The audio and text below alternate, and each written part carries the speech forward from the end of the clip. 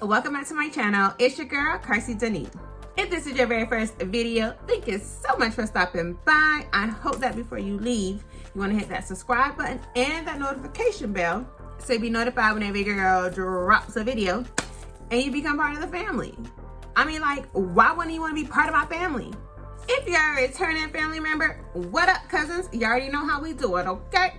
So as you guys have read from the title, this is another Amazon Prime wig review. And I did get this unit from AISI or AC Hair Company on Amazon. It is their blonde, ombre blonde, wavy synthetic unit. Yes, y'all, it's a synthetic unit. I know it's been a while since I've done a synthetic unit, but they still be coming to slay, okay? They don't come to play, they come to slay. So, this hair, I'm not used to this really light color. And I'm not saying it look bad on me, but it's a little light for me. But the hair is nice. I wish maybe this had been a little more darker, more black maybe. I mean, I guess it's supposed to go the tones, but for me, you know, I was trying to give out something different and sis went a little too light.